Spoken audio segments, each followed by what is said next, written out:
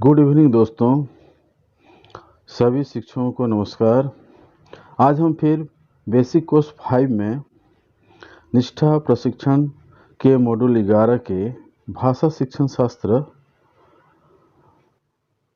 के प्रश्नोत्तरी लेके आए हुए हैं। तो देखिए, ये कोर्स हमें 1 दिसंबर से 15 दिसंबर तक पूरा करना है। पहला कोर्स हम लोग देख चुके हैं, कोर्स नंबर 10, जो कि सामाजिक विज्ञान का शिक्षण शास्त्र है। कोर्स नंबर 11 यानी मॉड्यूल 11 हम इसको मान रहे हैं भाषा शिक्षण शास्त्र, और कोर्स नंबर 12 में है विज्ञान शिक्षण शास्त्र। तो अब हम भाषा शिक्षण शास्त्र के प्रश्नोत्तरी को देखते हैं। पहला प्रश्न क्या है, जब बच्चे स्कूल में प्रवेश करते हैं तो हमें भाषा कौशल का निर्माण करना है।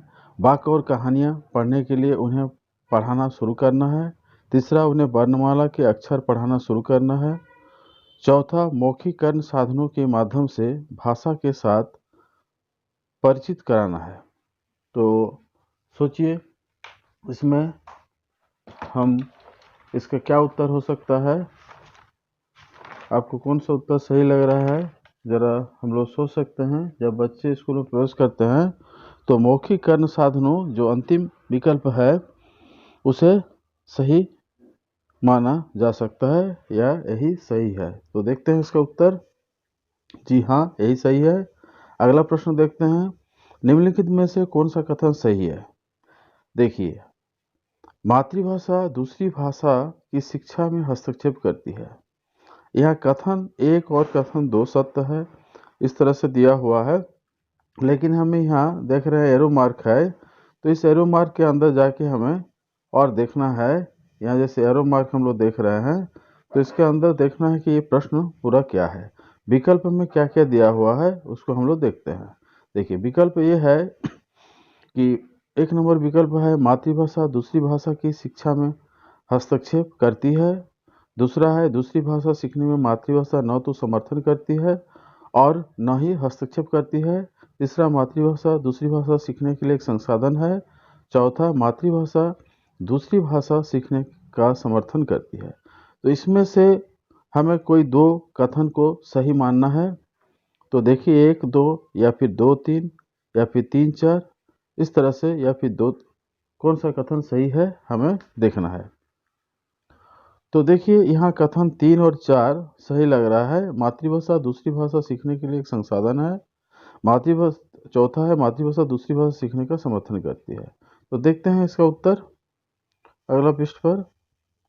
ये है, इस तरह से विकल्प दिया हुआ है, तो हम लोग 3 और 4 यानी दूसरा विकल्प हम लोग मानेंगे इसमें। देखिए, हाँ, ये सही है, कथन 3 और 4 सही है। अगला प्रश्न देखते हैं, बच्चे या मानव सीखता है कैसे? काफ़ी प्रयास के बिना मातृभाषा, बहुत प्रयास से मातृभाषा, स्कूल में केवल मातृभाषा, बिना किसी प्रयास की विदेशी भाषा। तो हम लोग इसका उत्तर क्या मान सकते हैं? बच्चे किस तरह से सीखते हैं? काफ़ी प्रयास के बिना मातृभाषा, पहला ऑप्शन देखते हैं। हाँ, काफ़ी प्रयास के बिना मातृभाषा सही है। अगला प्रश्न देखते हैं, भाषा सीखने में केंद्रीयता का अर्थ क्या है? पहला है, भाषा शिक्षण का केंद्रीय उद्देश्य केवल विषय वस्तु पर केंद्रित है। दूसरा है, विषय वस्तु को भाषा की चिंता नहीं करनी चाहिए। तीसरा है, सभी विषय वस्तु सीखना मूल रूप से भाषा सीखना है। चौथा है, सभी भाषा सीखना मूल रूप से विषय वस्तु सीखना है। तो यहाँ विकल्प कौन सा सही लग रहा है? ये तीसरा विकल्प सही लग रहा है, सभी विषय वस्तु सीखना मूल रूप से भाषा सीखना है। तो देखते हैं इसका उत्तर। हाँ, ये सही है। तो अगला प्रश्न अब देखते हैं, मातृभाषा आधारित बहुभाषिकता क्या है? पहला है, सभी बच्चे अपनी मातृभाषा में स्कूली शिक्षा शुरू करते हैं और कई भाषाओं को जोड़ते हुए आगे बढ़ते हैं।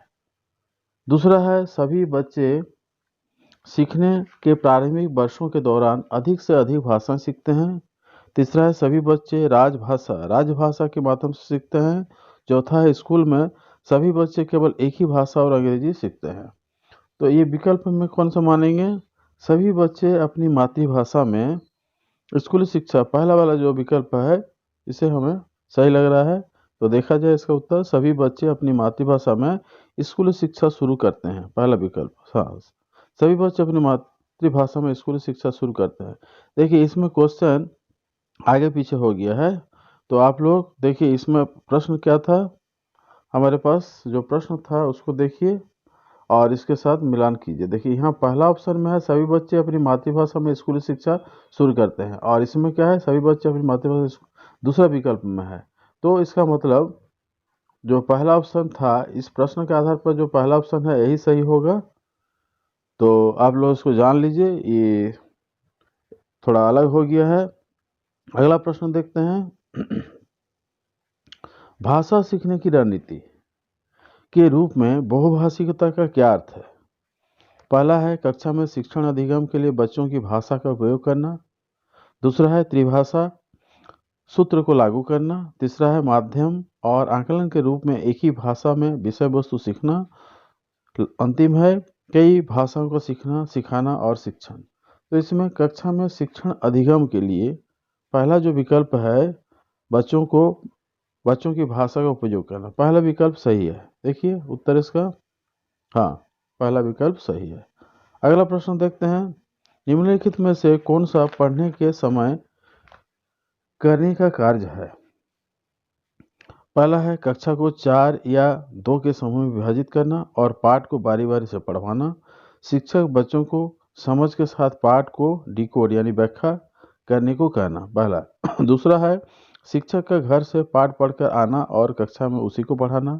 तीसरा है शिक्षार्थियों को कल्पना करने के लिए कहना कि वे कहानी के पात्रों में से एक हैं और अपने अनुभवों को अपनी डायरी में लिखने को कहना। चौथा यानी अंतिम, शिक्षक का पाठों के विचारों के बारे में शिक्षार्थियों के साथ एक संपूर्ण कक्षा गतिविधि के रूप में चर्चा करना। तो ये पहला विकल्प सही लग रहा है, कक्षा को 4 या 2 के समूह में विभाजित करना और पाठ को बारी बारी से पढ़वाना। देखते हैं उत्तर उसका सही है, पहला विकल्प। अब हम देखते हैं आगे। एक पूर्व पठन कार्य का उद्देश्य डैश है, तो इस डैश में हमें कौन सा वाक्य सही लगेगा बैठाना है।